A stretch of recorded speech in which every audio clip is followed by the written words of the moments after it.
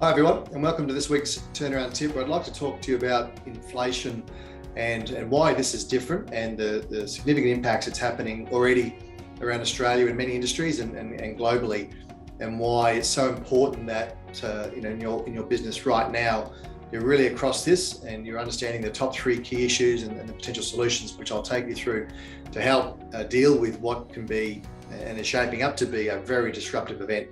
And you're going to see a lot of businesses not deal with this well and unfortunately collapse as a result. So, and what I'll do, I'll take you all through why this is different, because typically when inflation takes off, there's an increase in demand. For whatever reason, supply is constrained and it catches up to meet, prices stabilize and things get back to normal. Now, what's been talked about for a while now, for many months, is particularly the Fed in the US. They're talking about it being transitory. Now, which is not correct. When you look at the definition of what's transitory versus baked-in inflation, the key difference is it starting to change behaviour, and we're already seeing behavioural change in spades. So we don't believe it's transitory. The Fed's got this unofficial December deadline as to whether they deem this to be temporary or not. We're telling you it's not, and we're seeing real evidence on the ground.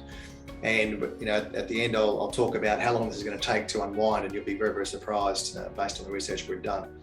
So what I want to do now is sort of take you through the real convergence of events that we've never seen in our living memory as to why this is different and why we're calling this alarm, and to make sure that as many businesses as possible can really adapt to this and put contingencies in place. So first and foremost, when COVID first started, what most people don't realize is 90% of the world's shipping containers are actually manufactured in China. And when COVID hit, we all thought that global growth would slow. So the manufacturers also slowed down the production of shipping containers. But as we know, global growth didn't slow down, it actually increased for quite a period of time, a slight lag, but then it really increased.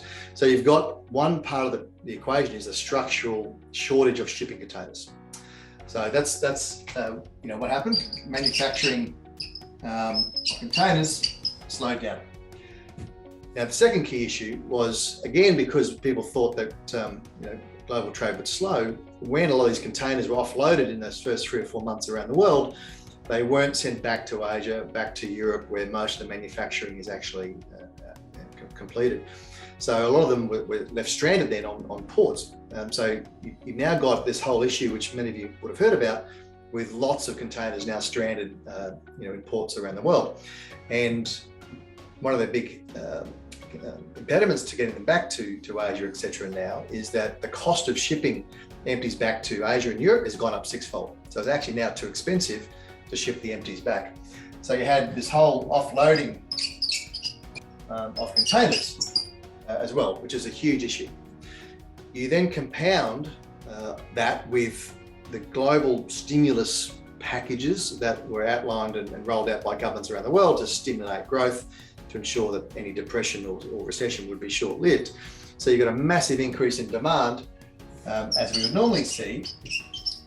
But when you throw a huge amount of demand on top of a structural supply and shortages of containers and ships, it really starts to combine to be quite a unique storm. You've now got ongoing issues with processing.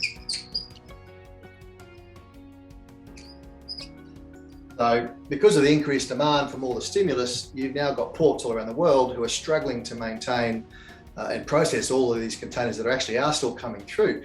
And you've got ports in LA and such that are now running 24/7 just to try and catch up. The problem is you've still got structural supply issues that is going to take some time to actually rectify. So they can't keep up with the processing. You've now got rolling shortages still,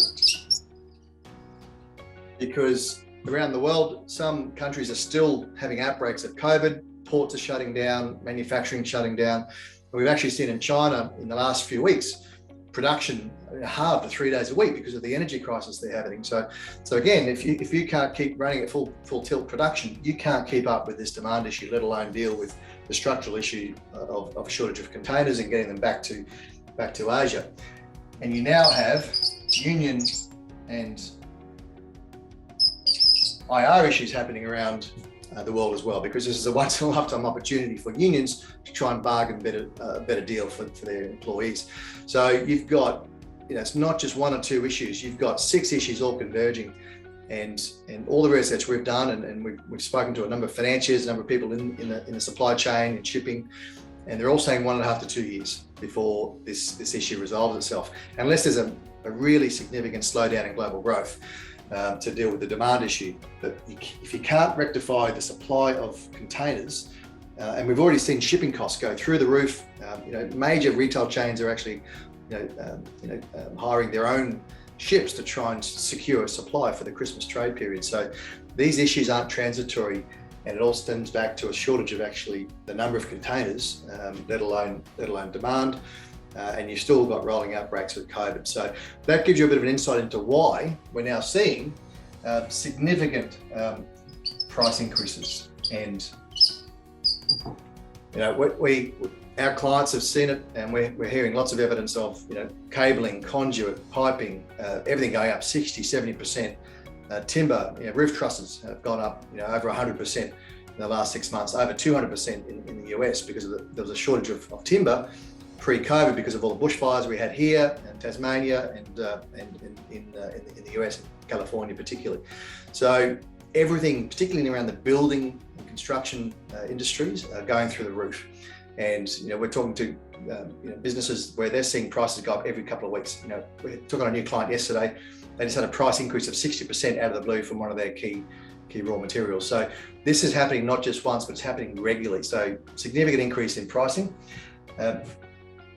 We saw this early on, but you're now seeing it rear its head again, is supply shortages. So there are going to be shortages of supply of key materials over the next 3 to 6 months, particularly as the world tries to grapple with this instability.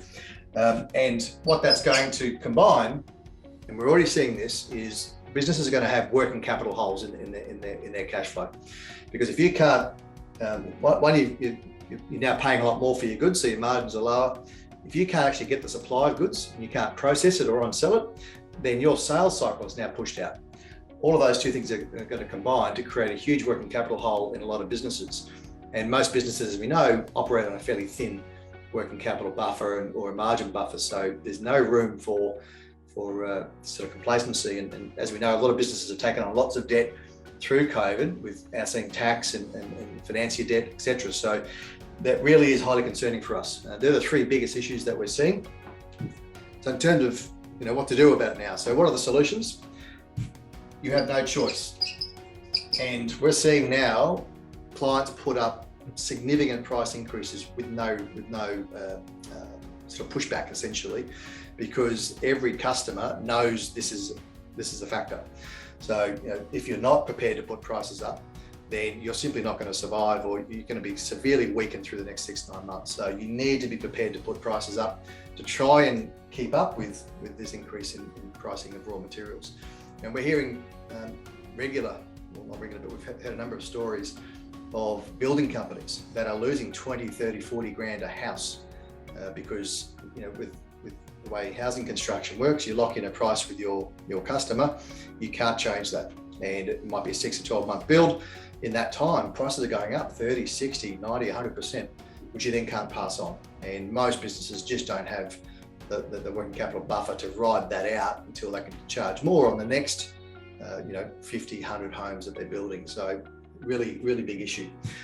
You've now got, so you have to pass that on. And what we're saying to our clients as well is when you're about to, you say you've won a quote for whatever project it might be, before you lock in to the contract, do a price check with the suppliers to confirm that the prices are still stable, because that's your last chance to sort of put them up. But also make sure they've got the supply in stock, because again, supply is going to become a big issue, and there's going to be significant gaps in a whole range of areas, and there already is. It's just going to get worse before it gets better. So do a price check, a supply check.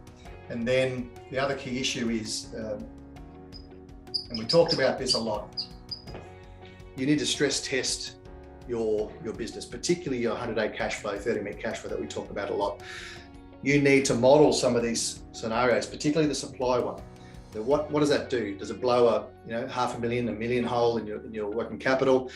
And if it does, and once you've run those 2 or 3 different scenarios in terms of pricing, supply, or shipping delays, which are happening as well, then you need to understand what does that do to your cash flow, because we're coming into Christmas, which is always a very difficult period anyway for a lot of industries. So model that now so you can start talking to your financiers or additional financiers about how to alleviate that. There's always a lot of working capital levers that you can pull in a business if you know where to look. So really critical that everyone gets across this issue. It's going to become a bigger issue very quickly. And as I said, all the research that we've done indicates this is a 1.5 to 2 year sort of issue before it gets solved, unless there's a massive global slowdown, which doesn't appear to be taking shape anytime soon. So hopefully you found that useful. There's quick, easy things you should be doing in your business right now. This is happening now. You can't escape it, but what you can do is be prepared for it, which is something we always talk about. So thanks again for watching. And as always, if you have any questions, feel free to reach out.